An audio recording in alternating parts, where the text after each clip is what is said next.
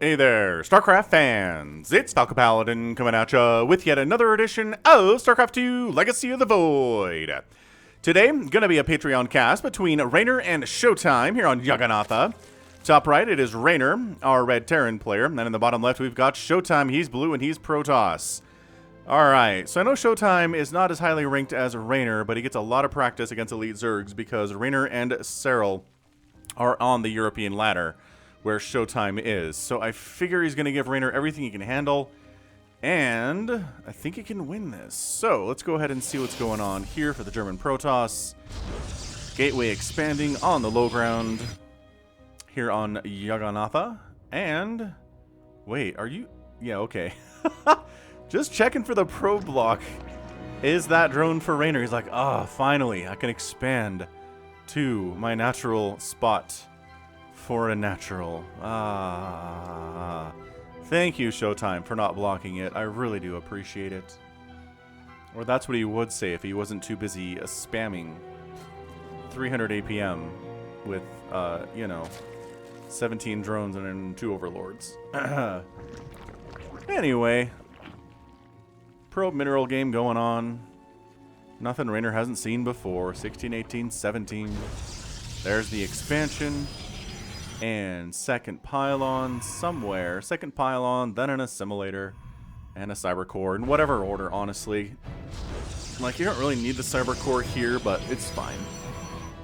It works out.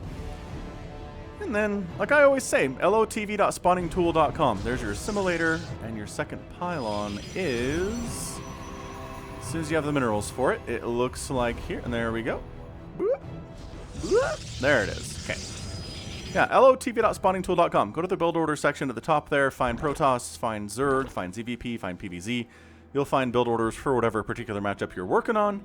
And it will teach you some really nice openers. And then from there, other stuff you can do. You want to open Robo? Great. Do you want to open Stargate? Sure. Here are some timings. Here are some attack timings that you can try to do with Protoss. Right? As a Zerg player, do you want to be aggressive? Do you want to play Serral Reynor style and just defend, defend, defend, defend? Okay. Well, here's some timings when you can get units to defend with, right? So it's a good resource. It's a good website for that sort of thing. I really like it a lot. So Stargate coming in, no big surprise there from ShoWTimE.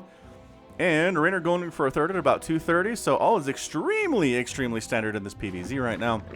There is nothing that is weird about this at all. Pulled all workers off gas temporarily, which is fine. Because what we want to be doing here is getting a ton, just an absolute ton of drones. Because it was a one gate expand and it's very hard for ShoWTimE to really punish this stuff from any Zerg player, and especially Reynor. So Adept cruises on in and doesn't finish the transfer, just trying to see if there is a lair or not. And okay, so no, actually I'm not sure if you got a spot on that, if that's a lair or not, so unfortunately I don't think that Adept got close enough. So I'm curious to see when he actually puts these back on gas. That should tell us when he's going to start going for a lair, when he's going to start going for, I don't know, evolution chambers and upgrades and whatnot, a baneling nest, that kind of stuff. ShoWTimE on the other side is making an oracle. Is that his first? Yeah, it's an oracle. So this oracle's name is definitely not a Dominion spy. Or in this case, an infested oracle, right? Infested oracle. How do you do, fellow Protoss? Sure is great, not needing an orifice. I like it. I like that one a lot. Oracle names are fun. So we're back 1 on gas at about 330. Going some spores because you're worried about them oracles. By that I mean 1 spore in the main base. Don't, you know, we're not going to invest in 1 here in the natural base. That's for dummies. Where is the oracle, by the way? You're hard to spot on this map. There you go. Yeah, it's a bigger map, so the main map is not quite huge. Anyway, cruising on in and going directly for the main base, which is what Reynor expected. Which is why he has a spore here and why his queens are in position. He's got an overlord seeing that early warning system too. Creep spread, pushing out all over the place. Are we going? Oh, another oracle. We've already got 2 and we're making another one? Okay, so I like this. An oracle adept style attack. Could be pretty interesting here. I don't know how effective it's going to be necessarily, but... Okay, so the adepts are like, ow, ow, ow, ow. Oh my gosh, there's not a spore at the natural base, and look at that, drones are dying, huh? Who could have possibly seen this eventuality? Reynor? How do they do this? Like, how does the math come out to where losing 3 drones for nothing is basically better than just making one drone into a spore. The math does not make any sense to me. It really doesn't.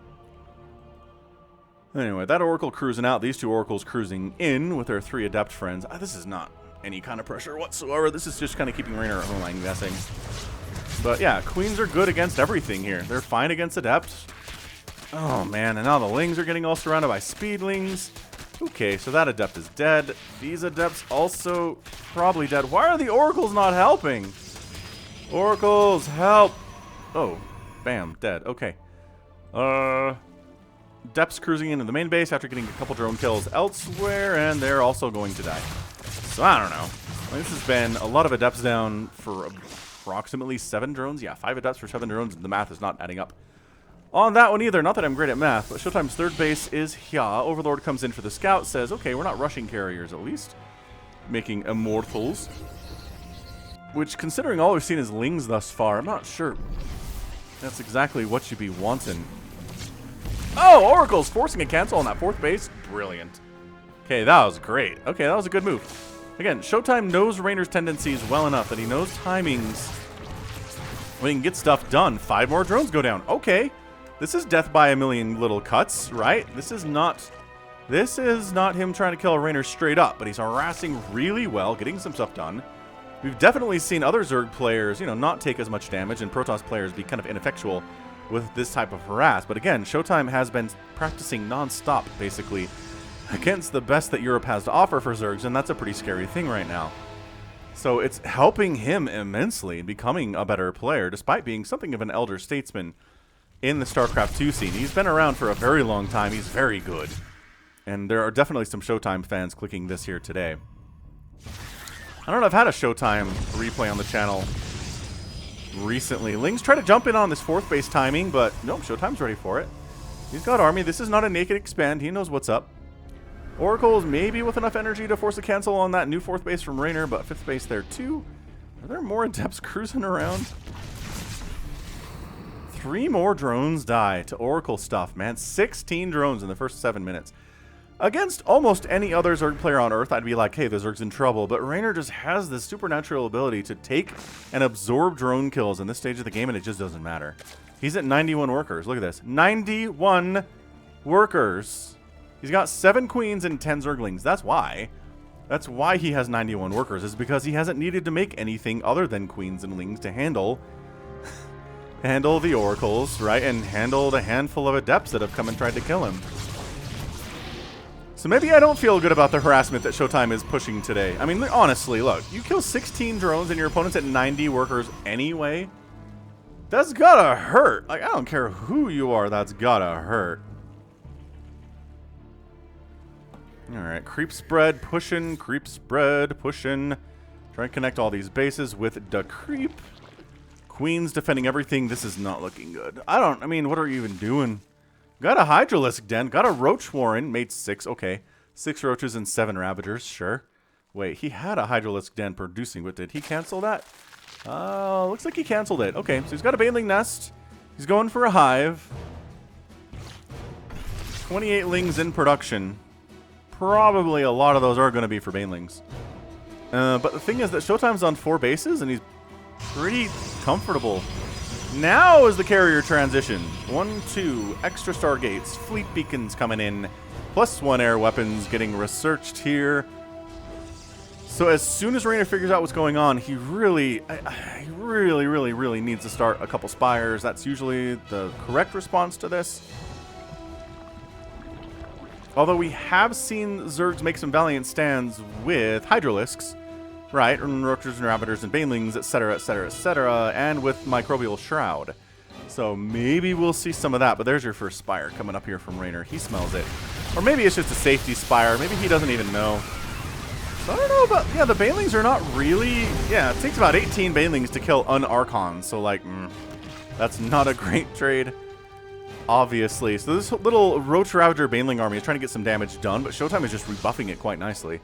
So this is going right into the Sky Toss, is what is happening right now. This is ShoWTimE going for the carriers, Void Rays, Mothership, High Templar, Immortals, Disruptors, Archons. I guess a couple Sentries there. right? It's just a hodgepodge of pretty much everything. Maybe some Tempest if Reynor decides to go, you know, for the Broodlords. Oh, or Fungling. Wait, what?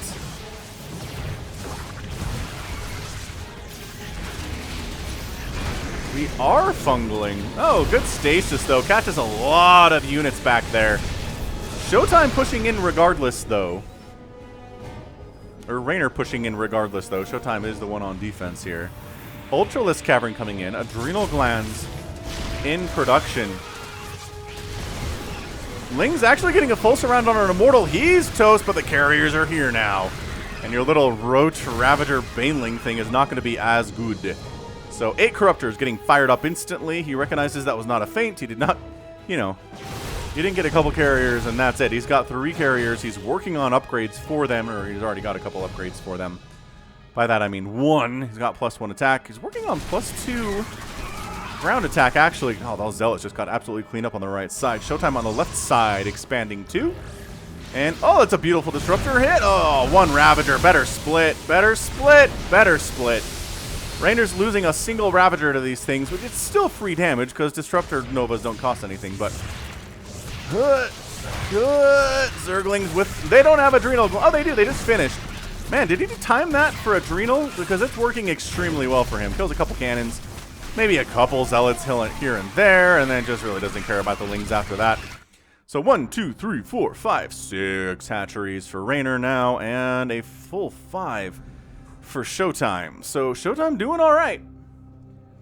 ShoWTimE is doing fantastically, actually. He's got Storm on the way. He's got Void Rays coming in. This base is actually in an immense amount of trouble. Where was the army? Yeah, that's just forcing a cancel there with sheer Zerglings, which really shouldn't happen. That's not good. We got some additional Zealots heading up the right side. They do not have speed yet, but it is almost done. There it is. Showing up on that right side. But, I mean, Overlords are spotting everything here. Goodbye, Zealotes. Everybody is gone, and our, you know, larger carrier force kind of pushing some creep back. Pushing creep back is a good thing to do if you don't necessarily want to go kill bases. And Reynor's just trying to get some value out of these Lings and Banelings and Roaches and Ravagers that he's made because, well, they're not really fantastic at fighting this composition that ShoWTimE's main army is. So let's kill some Warp Gates. Sure, let's kill a couple Zealots. Alright, these Ravagers and Roaches are not really part of the battle at all, and then the carriers show up and then everybody dies. But the Corruptors are on premise now, and 1 carrier dies. Corruptors eat a storm. They can do that. They can eat a storm and be generally okay. They don't like it. But it's not like it's the end of them, like Mutalisks that eat an entire storm, right? Corruptors are beefier. They have more HP. Ultralisks have arrived. The Ultras have Chitinous Plating. They don't have Anabolic Synthesis yet. You can tell because they don't have little aerodynamic air streaks coming off of their backs as they run. Also, they're slower. Unless they're in speed zones, then they're cool. +2 flyer attack coming in, working on +2 air weapons and +2 attack for the ground, or +3 attack for the ground units. But this is a big engagement. Ultras to deal with this stuff on the ground. Void Rays in good enough numbers that these Corruptors really don't want to fight here. They're forced to pull back. The Ultras get out of there too. There's a bit of an attack on this left side. 9 probes go down, but the Nexus is still alive. Reynor Baneling rolling into this 3rd base. Pretty good split on the probes, but not good enough. I really wanted to get that shield battery. Another attack on the left side at the same time. So Reynor's expanded to the right side now for a full 1, 2, 3, 4, 5, 6, 7 bases. So he's doing all right. Like the number of bases we're looking at right now.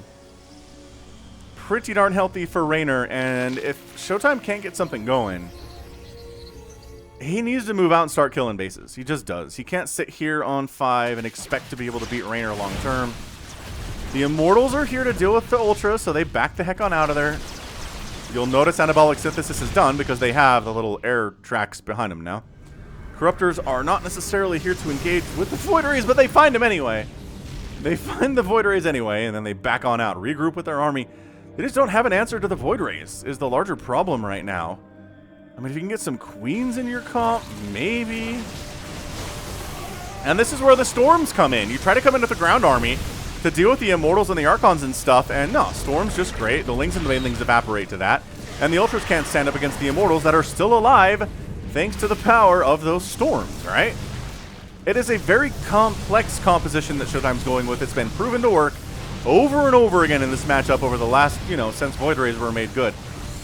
And even before that, this comp was pretty good, even without fast Void Rays. So there's a base down. That's exactly what I was talking about. ShoWTimE's kind of on a rampage, and sometimes when Protoss get on a rampage in a PvZ, it turns out pretty darn poorly for the Zerg.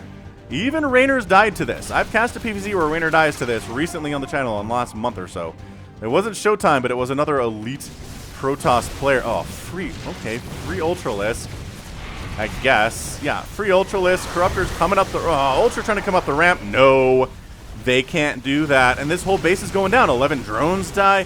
Baneling's trying to roll in, and no, don't do a whole lot there. 16 drones die. The hatchery goes down. These Archons... the Archons don't kill the drones. The Storm does. Oh, that drone's left alive with 2 HP. He's been spared. ShoWTimE's like, wait, what? Am I? Is this working? You can tell how he's positioning his army. He's expecting Reynor to show up with a huge army at any minute, but he's not. He's just not doing it. I mean, the young Phenom is good, but every Zerg player on Earth struggles against this strategy. There's a reason back in DreamHack earlier in the year that Reynor... there we go. Here's your engagement. It's just... unless those Void Rays die, I just don't see it. The Ultras are trying to get stuff done. No. The Immortals say no. A Queen's dead there, too. It's suddenly 187 to 148 supply. But I talk about this a lot, but when Reynor played against, I think, Trap in the DreamHack finals in February, he tried to kill Trap before he got up to this comp. Almost every time he tried to go for an early timing attack, and this is why. This is your why here. You gotta run. The Void Rays are key to this whole composition. Another hatchery goes down. The Ultras and the Lings are trying to make stuff happen here. The Lings are actually really important right now, getting surrounds on the Immortals. Oh, the Storm is gone. Oh, but there's not enough. And yep, there's your GG. ShoWTimE, he gets up to the comp that he wants. He goes on a rampage. It's a little hesitant because he's like, why isn't Reynor stopping me more easily? He kills the left side base. He kills the top left-hand base. He kills another base. And Reynor's just knocked down to 4 bases. The income tab is falling down deeply into the blue here. ShoWTimE hasn't even, I guess he's, well, no, 1, 2, 3, 4, 5. He's on 5 bases. Yeah, so that's it. What I said was you can't sit on 5 bases and expect to beat Reynor in the long term. ShoWTimE didn't. He moved out, right? He moved out. He pushed left. He pushed left. He pushed right. And that was it, man. Just great storms. The Immortals to handle the Ultralisks. I mean, everything that ShoWTimE did is just textbook how to handle a late game Zerg player in a way that the Zerg player struggles immensely to stop. That's exactly what we saw here today. 58 drones down, 31 probes dead, yes. But 3 hatcheries died, no nexuses whatsoever. There was an infestor somewhere. I thought I saw fungal. I did see fungal. I know I saw fungal. 300 Zerglings in production. 52 Banelings died there, too. 300 Zerglings died, rather. Exactly 300 Zerglings died. That's kind of fun. 4 carriers went down. So the Corruptors did their job against the carriers, but 37 Corruptors died. 37, and all but 1 of the Void Rays died, too. I mean, oh, wait, hang on. I'm looking at the wrong thing. La, la, la, la. Let's try that again. Units. 5 Void Rays left, but 9 died. There we go. There we go. There's only 1 carrier remaining, but the army value at the end of the game was that was a full like 5,000, 6,000 resources to 900. So yeah, that was brutal. Again, Zerg players struggle immensely to this particular strategy. They hate it. They hate it. And that's all there is to it, man. I just whoo-wee.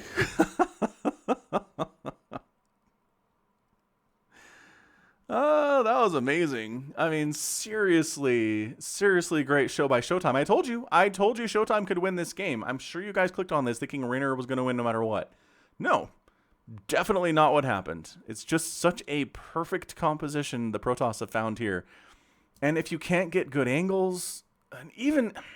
it almost even feels like if the Protoss doesn't make any mistakes, right? If they keep good tabs on where the Corruptors are and storm every time they get close, let the Void Rays hit them with prismatic alignment attacks every time they get close, storm Lings and Banelings as they come up on your units. Like, if they're doing that stuff, then is it impossible to beat? I don't know. I mean, it's not, but it does feel like if a Protoss player is performing perfectly here, with this setup, a Zerg player is a little bit at a loss, which is again why we saw Reynor try to kill Trap every single one of their best of 7 series early rather than deal with this.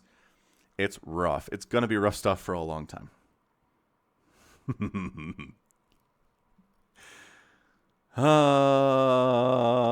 Alright, well, that is going to be it for me today. This has been Falcon Paladin coming at you with yet another edition of StarCraft 2 Legacy of the Void and a Patreon cast. Oh, I didn't say that. Those of you who support me at patreon.com/FalconPaladin for at least $1 a month.